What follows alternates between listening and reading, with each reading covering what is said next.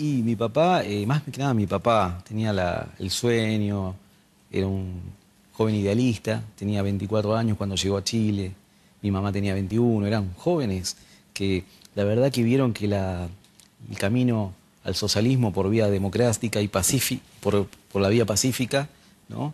Era un camino nuevo, interesante, y vinieron a apoyar ese proceso.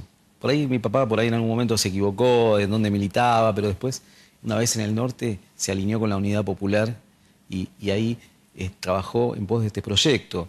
Claro que para mantenerse tuvo que, primero trabajó de empleado como diseñador en una fábrica de muebles, después llegó a ser el gerente de la fábrica de muebles, ¿no?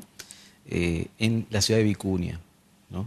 Mi papá estaba muy marcado porque mi papá era argentino, era judío, era blancón, es decir, era casi abogado, o sea, tenía una cierta preparación, ¿no?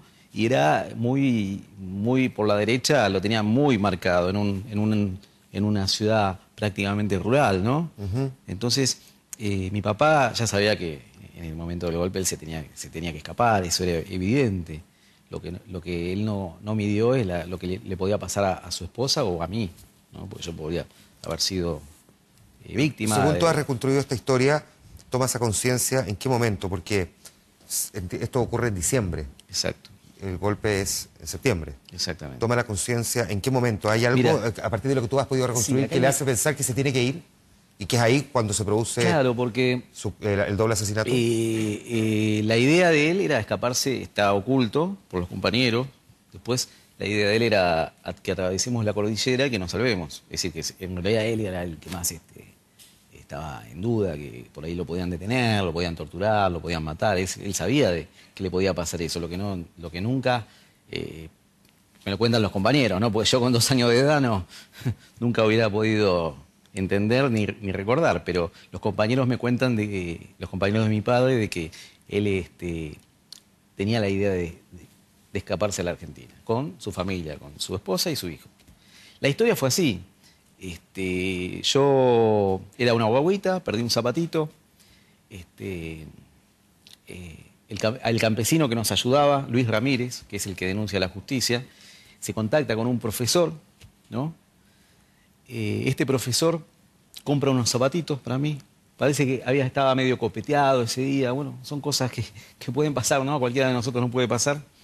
Y comete el error de darle a un taxista que él conocía, le tenía confianza, le da la cajita y le dice, estos zapatitos son para un argentino, que está con una mexicana, bueno. Y este taxista parece que era un sapo. Este taxista va al regimiento Arica, ¿no? Y del regimiento Arica salen a detener al profesor. El profesor es detenido, llevado del regimiento Arica, en La Serena. El profesor es torturado, golpeado, amenazado, ¿no? El profesor tiene que delatar al campesino Luis Ramírez. Cabe destacar que el profesor siguió detenido durante mucho tiempo, porque yo después me lo reencontré y me lo contó. Cuando me veo a mí se paralizó del miedo, ese hombre estaba hecho mierda, ni me podía hablar. Y después de varios años pude reencontrarme de vuelta con él y me pudo hablar, es decir, estaba destruido. Y después me contó que estuvo mucho tiempo detenido y torturado en el regimiento Arica. Bueno, cuando plantea el conocimiento de Luis Ramírez, van los militares, detienen a Luis Ramírez, lo llevan al regimiento, también lo golpean muchísimo, lo amenazan y le amenazan a su familia, ¿no? En el regimiento Arica, y luego lo obligan a conducir a la patrulla militar a donde estaba mi mamá y mi papá. Y ahí matan primero a mi mamá, después a mi papá, y bueno, lo que ya sabemos, ¿no? Que la patrulla me lleva al regimiento, y en el regimiento Ariosto Apostol, el mismo que había dado la orden a los militares, a la patrulla, para que maten a ese argentino, no sé si dio la orden que maten a mi mamá y que me maten a mí, pero seguro que impartió la orden de que maten a mi papá. Eso es así porque los militares cumplen órdenes, por eso son militares, es obvio. Entonces, cuando me llevan a mí al regimiento Arica, el Ariosto Apostol, el jefe del regimiento, le da la orden a Emilio Cheire para que me lleve a una casa de monjas. Dame un segundo aquí. ¿Cuál era exactamente la función que en esos mismos meses estaba cumpliendo Juan Emilio Cheire, de 25 años, ¿no? En ese lugar, en ese Yo regimiento? trabajaba fundamentalmente en intendencia, en actividades de vínculo con la sociedad civil, entre otros el obispo Fresno, y era ayudante del apóstol. Yo, hasta donde he leído en el sumario, porque todo esto que cuenta Ernesto, y es difícil entenderlo, que pasa dentro de un regimiento que cree que se sabe todo, para mí es absolutamente desconocido. Por eso, dimensióname un poco cuáles eran las funciones que cumplías tú y cómo funcionaba dentro Yo del ni siquiera regimiento. trabajaba en el regimiento, en esa fecha trabajaba en la intendencia. Y cuando llega esta patrulla, que yo no sabía que andaba donde andaba y nunca conocí Guayihuayca, lo he conocido por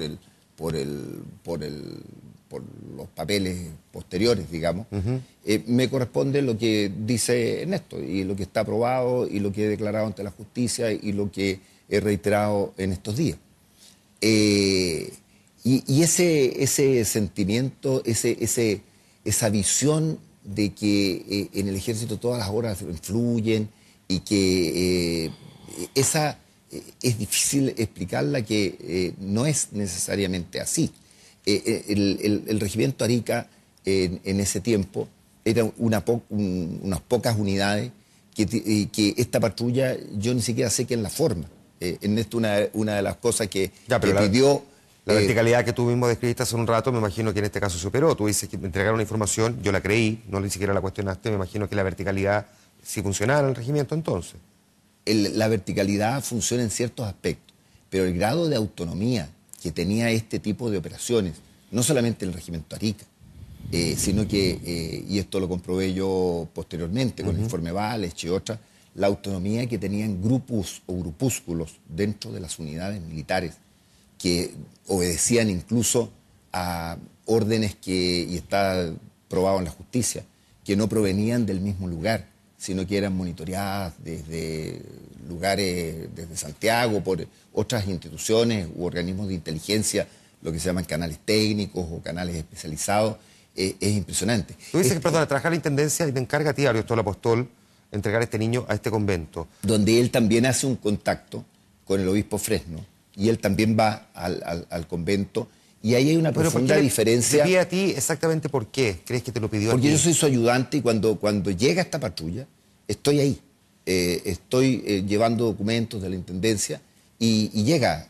¿Solo entregarlo al convento, a la espera de dar con los familiares de los padres? Solo entregarlo al convento, y él inicia, y lo explicó en estos días, y seguramente lo ha explicado ante los tribunales.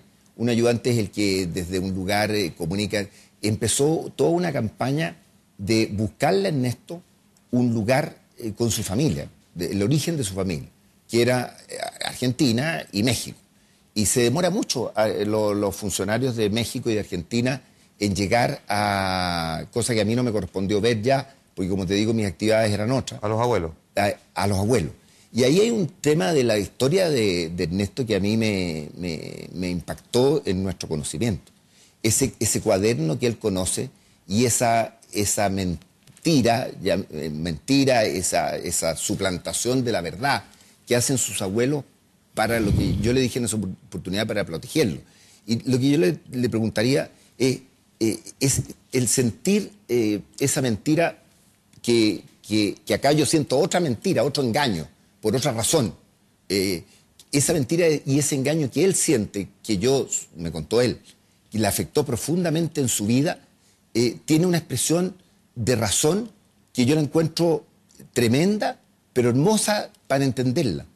En Argentina se vivía la represión. En Argentina, un niño como él no habría sido entregado a un convento y comunicado a un obispo. Déjame preguntar esto mismo, sino Ernesto. que, y ahí hay una cosa que yo nunca he querido develar por respeto a él, pero que la historia de sus abuelos es una historia de amor y de protección, que a mí me impacta mucho y que yo creo que hace bien en lo que estamos tratando de hacer, que creo que es que esto no pase más, que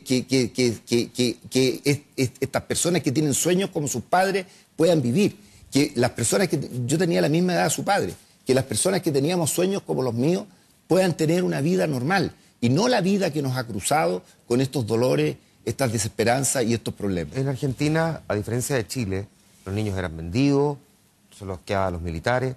No fue tu caso. ¿Cómo interpretas tú el que después de haber mandado a matar a tus padres, te entregaron a un convento y que dijeron busquen a sus abuelos? Bueno, comparando con la Argentina, yo puedo plantear, por ejemplo, en Argentina hay un caso de un chileno que fue detenido desaparecido, José Poblete, su hija fue apropiada por los militares, ¿no? Bueno, por este caso, hace 8 años, la justicia argentina determinó cuáles son los responsables y dictaminó una condena, digamos, una condena perpetua, de por vida a los militares, ¿no? Se consideró el crimen de lesa humanidad. En Chile, en el caso de un argentino, mi padre, se condenó solamente a 3 militares cuando había otros que también estaban procesados por la justicia y acusados. Otros militares nunca fueron llamados a declarar por tener poder. Sabemos nosotros, no somos ingenuos, sabemos del poder que tienen muchos generales, sabemos del mismo el poder que tiene Cheire y que tuvo Cheire. Ya, pero yo te pregunto, ¿cómo interpretas tú que a diferencia de lo que sí era sistemático en Argentina, sí, en este caso, a ti, a pesar de que tus padres lo habían matado, alguien decidiera buscar a los familiares de esos padres asesinados para entregarte a ti allá? Esto fue al revés. Esto fue al revés. Con mi familia, ningún funcionario ni diplomático ni de Chile, ni de la Argentina, ni de la Embajada de Chile se comunicó. Mi abuela fue desesperada a suplicarle al general, a Perón, otro militar, por favor, que necesitaba encontrar a mí y a mi mamá. Se suponía que mi mamá estaba viva, porque no era, el militante era mi papá, no mi mamá. Mi mamá era una joven de 20 y pico de años que no solamente me cuidaba a mí. Entonces, las versiones eran que mi mamá estaba malherida, ¿no? Y solamente eso. Entonces, es el servicio diplomático argentino que empieza las gestiones desesperadas para... y llega a haber una tensión. De hecho, mi abuelo quería viajar y al servicio diplomático le cuentan que está muy difícil la negociación, muy difícil, y que de ninguna forma puede viajar porque corre en riesgo su vida. Es decir, del servicio diplomático de la Argentina. Entonces es por esto que yo entiendo de que en realidad estuve 1 mes o 2 meses en Chile, tuve un tiempo prolongado, no estuve 1 semana, 3 días, es decir, hubiese sido muy rápido. ¿Y por qué esos abuelos no le comunican la verdad de lo que había pasado, Ernesto? ¿Cómo interpretas eso? ¿Por qué crees que tus abuelos no te dijeron lo que realmente había pasado con tus padres? Mire, en la Argentina hubo una dictadura militar. Del 76 al 83. Exacto. No, pero ya en el 74 estaban matando mucha gente. Entonces, mis abuelos interpretaban que si le decían a una guagua lo que había pasado con sus padres, y esa guagua iba al colegio y contaba, era peligroso también en la Argentina. Por eso optaron por ocultarme, y recién cuando fui adolescente me hicieron, me acercaron el cuaderno. Según tú, Ernesto, según tú, Juan Emilio, parto contigo, ¿cómo se avanza, si es que se puede, no sé si es la palabra, pero se cierra esta etapa, o cómo se consigue el perdón y se sigue avanzando? En un episodio en el que tú eres protagonista, primera persona, tú eres víctima. Sí. ¿Cómo se hace?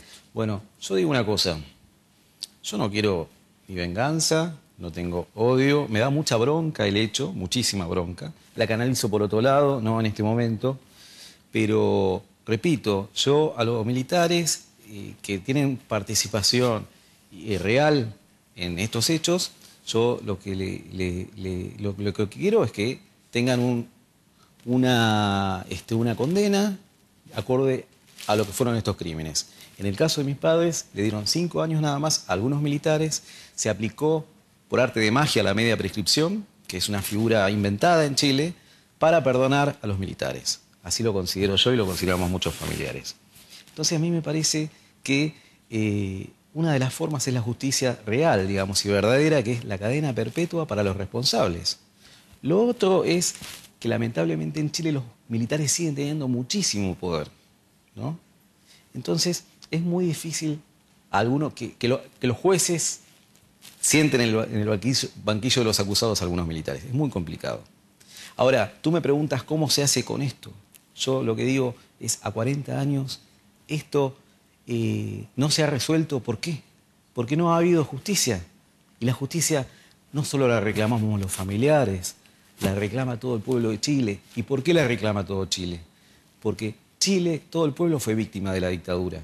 No solo las miles de víctimas fatales, sino los cientos de miles,